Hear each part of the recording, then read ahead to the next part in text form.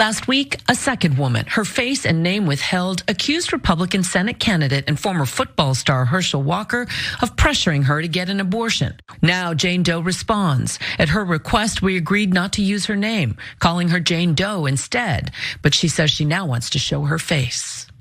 And so what makes you want to speak about it now?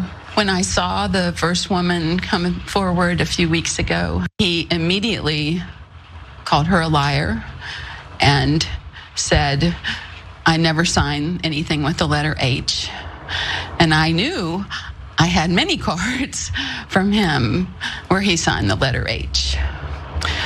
And so I believed then that she was telling the truth.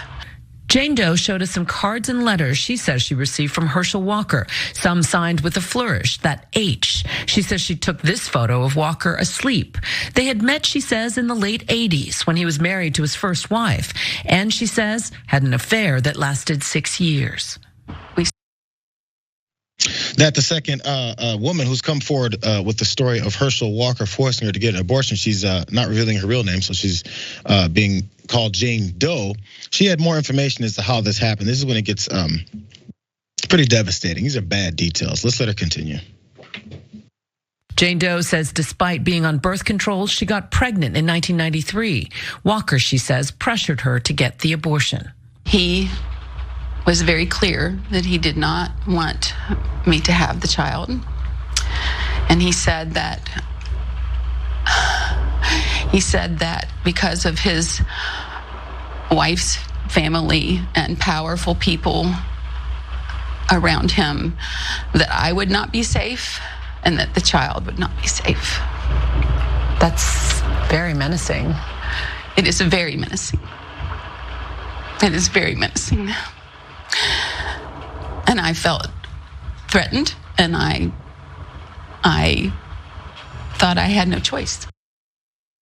It's startling accusations here, Waz. But again, as you see these things come forward, and it's right before the election, you can see politicians, as Lindsey Graham did, screaming and yelling and getting angry about it, saying, look at the timing here, and not actually caring about the events that are being accused here or have been relayed. They don't care about that part. It's all about that election. So the question then becoming, who are you trying to put into office? And do you actually believe in his principles that he keeps talking about? I don't think they care. But I do think it's worth people knowing what it is they don't care about. Yeah, I think our politics has gotten cynical enough that Georgia voters understand that Herschel Walker might not be the sharpest tool in the drawer. However, they get a pretty good understanding that he will reliably vote with the GOP on everything that they want. And that's all that folks care about. It's not really that, he might develop some legislation that's gonna be great for Georgians and stump for it and, whip up votes for it in the Senate and deliver goodies for Georgia. No, nobody has any hope that something like that would happen. They see the score and they want the balance of power to be in their favor, and that's all that they care about. Because let's face it, Jayar, this guy is the biggest joke of a candidate I've seen in years. I mean, I'm talking about, I think the last time I seen something this bad was probably Roy Moore, where the guy was accused of raping little girls, and that finally sacked his candidacy. This is basically as horrific a situation as far as candidates are concerned since that Alabama race way back when. And again, he's still not getting creamed in the polls. He's still got a fighting chance. Exactly. I mean, the other part about you said the Roy Moore stuff, and that happened just a few years ago. Mm-hmm. And so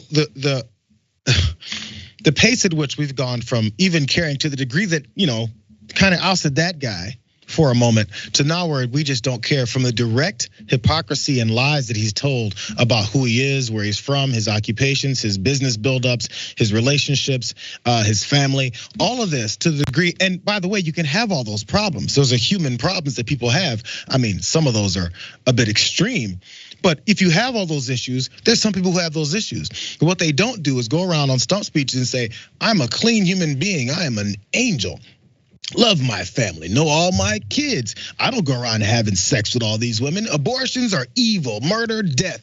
I mean, just over the top type of stuff. It's like if you're the one who's been through all this, but you're the one who's also talking about anyone that's done this is a horrible human being, and that's why I'm running for office. This is a direct contradiction to your entire political existence. But again, they don't care about his political existence. They care about this warm body in a seat to vote whichever way they tell him to.